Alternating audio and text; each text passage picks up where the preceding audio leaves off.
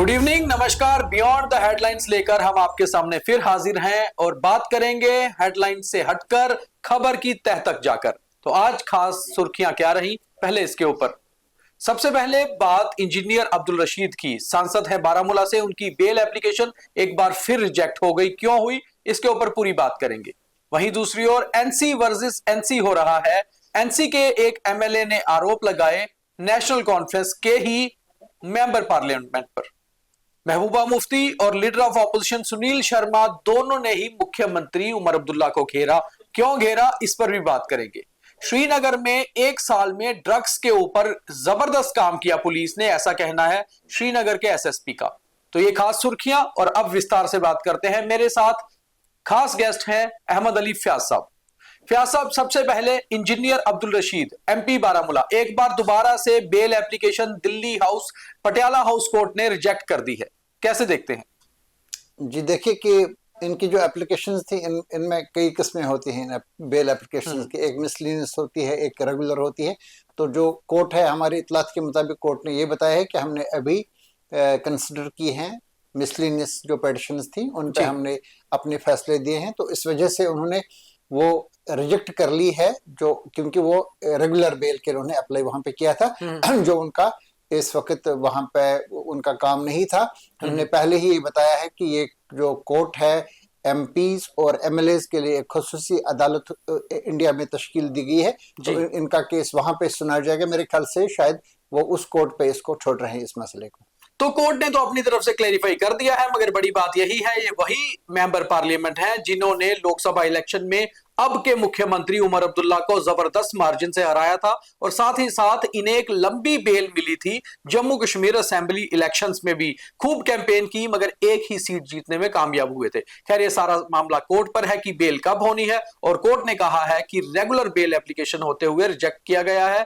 जब मिसलिनियस पर बात हो रही थी तो रेगुलर को रिजेक्ट किया गया। आगे बढ़ते हैं। नेशनल कॉन्फ्रेंस में इन दिनों सियासत गर्माती जा रही है। रिजर्वेशन पर पहले ही नेशनल कॉन्फ्रेंस के श्रीनगर से एमपी आगा सैयद रूहुल्लाह ने मुख्यमंत्री उमर अब्दुल्ला के घर के बाहर प्रदर्शन किया, मगर कहीं ना कहीं उस प्रोटेस्ट को टेक ओवर कर लिया ऑपोजिशन पीडीपी ने भी। पीडीपी के एमएलए और पीडीपी की नेता इल्तिजा मुफ्ती भी उस प्रोटेस्ट में शामिल हो गई, और आज हजरतबल से एमएलए सलमान सागर ने आरोप लगाए हैं कि वो नेशनल कॉन्फ्रेंस का प्रोटेस्ट नहीं था, वो बेसिकली प्रोटेस्ट जो है वो करना ही नहीं चाहिए था। और कहीं ना कहीं ये नजर आ रहा है कि एमएलए वर्सेस एमपी हो रहा है। फयाज साहब, कैसे देखते हैं? कई लोग इसका इस तरह से सोचते हैं कि अगर एक ही पार्टी के हैं, चीफ मिनिस्टर भी उसी पार्टी का है, एमपी भी उसी पार्टी के हैं, तो बेहतर यही था कि एमपी जाते चीफ मिनिस्टर के पास, उनके बस बैठते, चाय पीते, उनको बताते कि ये इनका तलबा व तालिबात का मसला है, स्टूडेंट्स का मसला है, इसको हल करना चाहिए। इसमें धरना देने की जरूरत नहीं थी। धरना तब दिया जाता है जब इनकार किया जाता है। ये कुछ लोगों की इस बारे में राय है, और इसके टेकर्स भी बहुत सारे हैं। लेकिन मैं जाती तौर पर यह समझता हूँ कि जमहूरियत की एक ब्यूटी है कि अपनी ही पार्टी के प्रेसिडेंट के सामने या चीफ मिनिस्टर के सामने भी आप एक प्रोटेस्ट लेकर के जाते हैं। जो गैर सियासी सरकारें होती हैं उनमें वो पॉसिबल नहीं होता है। ये एक अच्छी अलामत है कि नेशनल कॉन्फ्रेंस के एमपी वहां पे चले गए। अभी उनकी पार्टी का मसला, हम इसमें ज्यादा राय नहीं दे सकते हैं कि वो किस तरह से हो सकता है कि इनके बीच में आपस में पहले से इस पे बात हुई हो, या हो सकता है कि कोई बात ना हुई हो। हमारी इतलात ये है कि चीफ मिनिस्टर जब वहां पे अंदर थे वो इतना भी गुस्सा नहीं हुए कि उन्होंने कहा कि ये क्यों यहाँ पे आ गए हैं, ये हमारी पार्टी के हैं, उन्होंने अपने वोट से जीरा, हमारे निशान पे जीत करके चले गए हैं। इस किस्म के उन्होंने अल्फाज इस्तेमाल नहीं किए हैं। इन्होंने वहां पे उन जो इसमें प्रदर्शन में शामिल थे लड़के और लड़कियां, पर्टिकुलर वो मेडिकल स्टूडेंट्स, उनको अंदर बुलाया। उन्होंने अपने दोनों बेटों को बाहर भेजा और उनको कहा कि जो वहां पे स्टूडेंट्स हैं उनको यहाँ 5-6 लोगों को यहाँ पे भेजो।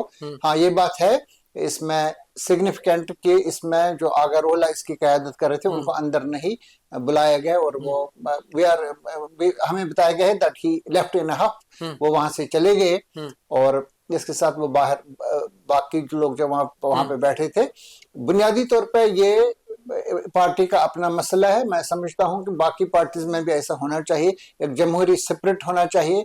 ये इजारादारी नहीं होनी चाहिए। अगर खानदानी पार्टीज भी हैं, इनमें ये एक डेमोक्रेटिक स्पिरिट होना चाहिए। जो राय किसी के है उसको बयान करनी चाहिए। हाँ, इस बात पे बहस हो सकती है कि क्या अपनी ही पार्टी को, अपने ही चीफ मिनिस्टर के पास इस वक्त पे जब उन्होंने इनकार नहीं किया है, इस वक्त की जब उसने सफाई भी पेश कर ली है कि मैंने एक कैबिनेट सब कमेटी इस पे बना ली है और टाइम मांगा है उन्होंने कुछ, इसका इसमें जाना चाहिए था। इस स्टेज पे धरना लगाने की जरूरत शायद नहीं थी। और इसी को लेकर के जैसे कि आप देख रहे हैं, पार्टी के अंदर सलमान सागर जो नेशनल कॉन्फ्रेंस के एक सीनियर लीडर हैं, मेयर रह चुके हैं श्रीनगर में, और अली मोहम्मद सागर जो 1983 से एमएलए और मिनिस्टर रहे हैं और 1977 से नेशनल कॉन्फ्रेंस के साथ वाबस्ता हैं। तो इनके वो साहिबजादे, और अभी पहला इलेक्शन उन्हें जीता है हजरत बल से। तो इन्होंने इस पर एतराज जताया। उन्होंने कहा कि ये हमारी पार्टी के जो मुखालफिन थे, उन्हें नाम भी लिया है वहीदुर रहमान परा का। हालांकि इल्तिजा मुफ्ती जो महबूबा मुफ्ती की साहिबजादी हैं, वो भी इस प्रदर्शन में वहां पे शामिल थी।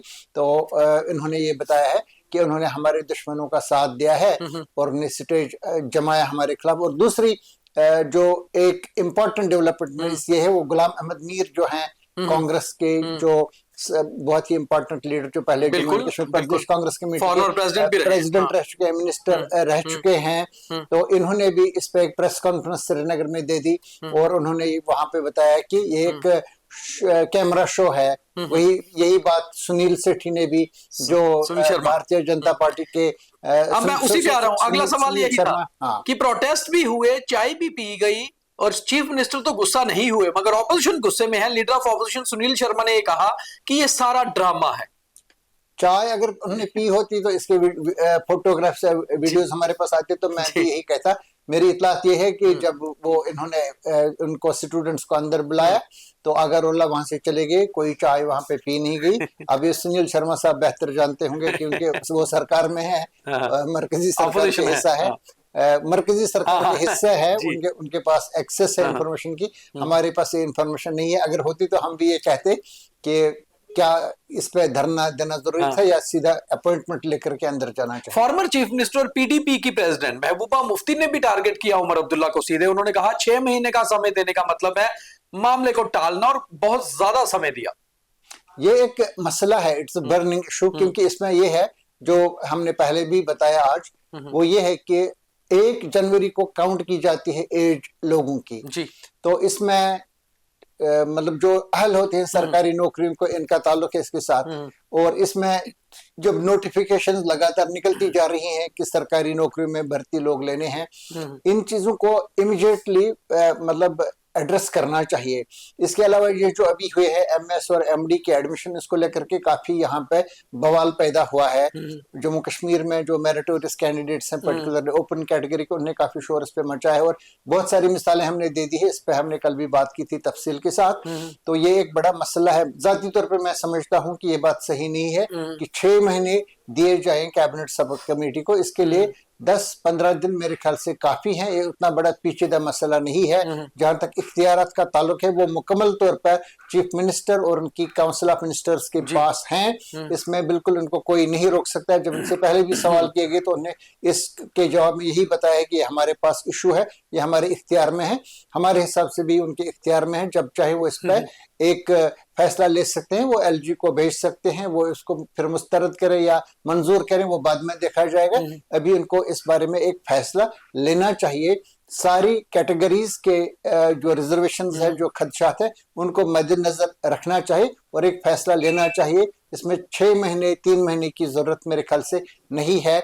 वहां तक महबूबा मुफ्ती का ये कहना मेरे ख्याल से वहां पे सही है कि इसको 6 महीने तक टालना या कोर्ट्स के हवाले करना और ये बताना कि सब जुडिस है, वो मेरे ख्याल से वो बातें सही नहीं है। क्योंकि हर मामला सब जुडिस नहीं होता है। जब तक कोर्ट आपको रोके ना, कोई स्टे ऑर्डर जारी ना करे, तब तक आप किसी भी मामले पे फैसले ले सकते हैं, बात कर सकते हैं, लिख सकते हैं, राय जाहिर कर सकते हैं। एक जमहूरी मुल्क है और हमें इस पे फख्र है कि हम इसमें कोई भी मतलब एक्सप्रेस कर सकते हैं अपने आप को। और जिन लोगों के पास इख्तियार हैं वो इस पे फैसले भी ले सकते हैं। चीफ मिनिस्टर के पास बाज़ाब्ता तौर पर इख्तियार है, वो इसमें अपना फैसला ले सकते हैं। तो पॉलिटिक्स से चलते हैं क्राइम की ओर।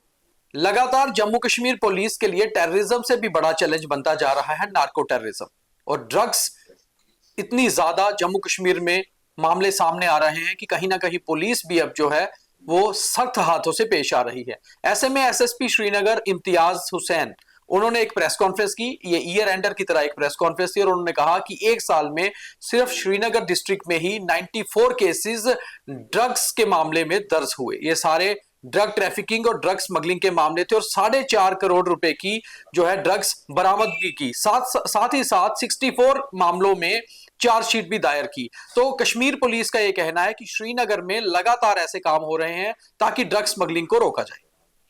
ये एक बहुत ही संगीन मसला है, जिस तरह से टेररिज्म है। टेररिज्म पहले पंजाब में आया और उसके बाद कश्मीर में आया, और जब पंजाब में टेररिज्म खत्म है उसके बाद ये ड्रग की बीमारी वहां पे आई। और मैं ये कह सकता हूं कि ये मेरा जाती ख्याल है कि पाकिस्तान ने टेररिज्म के जरिए नहीं बल्कि ड्रग के जरिए पंजाब को बर्बाद कर डाला, और उड़ता पंजाब एक बिल्कुल एक मुहावरा बन चुका है, अब इडियम एक बन चुका है पूरे हिंदुस्तान में। इसके बाद जब कश्मीर में भी क्वांटिटेटिवली और क्वालिटेटिवली भी मिलिटेंसी डाउनग्रेड हो गई, तो उसके बाद यहाँ भी ड्रग्स आना शुरू हुए। इसमें कई लोग ऐसे हैं वो बताते हैं कि इसमें सिक्योरिटी फोर्सेस पुलिस के लोग हैं, यही इसको बढ़ावा देते हैं। फिर वो मिसालें भी देते हैं कि इन लोगों को पकड़ा गया, अब ये कहाँ है, अगर 2000 लोग पकड़े गए हैं वो कहाँ हैं। ये जो लोग मतलब जेल में जाते हैं 3-4 दिन, फिर उनको कोर्ट वहां से छूट जाते हैं और सरकार उनके खिलाफ लड़ती नहीं है। लेकिन मैं इसे इत्तेफाक नहीं करता हूँ। मेरी नजर में ये ड्रग्स जो है इसका कम से कम 90% ये बाज़ाब्ता तौर पर पाकिस्तान के रास्ते अफगानिस्तान से आता है, और इसमें बाज़ाब्ता तौर पर जिन लोगों ने यहाँ पे टेररिज्म लाया वही लोग ड्रग्स भी ला रहे हैं, और जम्मू कश्मीर पूरे जम्मू कश्मीर को इसकी लपेट में लाया गया है।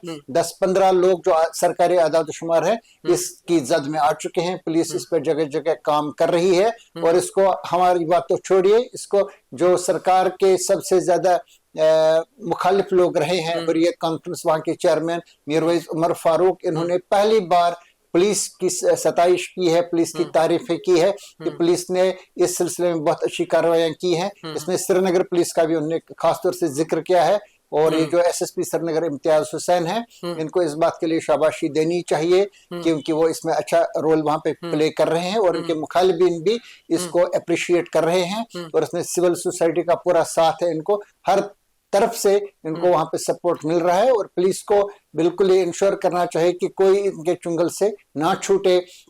लेकिन इसके साथ साथ वो चीजें भी देखनी है कि पिछले 4-5 साल में जो लोग बड़े बड़े इसमें ड्रग्स के स्मगलर जो पकड़े गए हैं, इनमें कई लोगों का ताल्लुक सरकारी ऑफिसरों के साथ होता है। तो आपने कई लोगों के फोटो और वीडियोस देखे होंगे पॉलिटिशियंस के साथ, तो वो लोग उनको फिर बचाते हैं, वो लोग कोर्टों में भी उनको बचाते हैं, तो इनकी जमानतें वो करवा लेते हैं। इसमें हमारे सामने कई मिसालें हैं जो करोड़ों रुपए के मतलब ड्रग्स केसेस में पकड़े गए, बाद में वो अपने घरों पे थे, दूसरी बार तीसरी बार वो पकड़े जाते हैं। इसमें कहीं ना कहीं फॉलो अप में बेशक कमी है। ये जो एनडीपीएस के तहत जो केसेस रजिस्टर किए जाते हैं, हालांकि इसके लिए बाज़ाब्ता तौर पे यहाँ पे सुनवाई होती है। मैं समझता हूँ कि हर डिस्ट्रिक्ट में बिल्कुल एनडीपीएस वाले अलग ही कोर्ट्स, जैसे टेररिज्म के कोर्ट्स इसी तरह से होने चाहिए, कई कोर्ट्स हैं, स्पेशल कोर्ट्स, इसके लिए हर डिस्ट्रिक्ट में होने चाहिए, क्योंकि अब हम उस स्टेज पे आ चुके हैं। अब आप देखते हैं कि कितने केसेस यहाँ पे हो जाते हैं।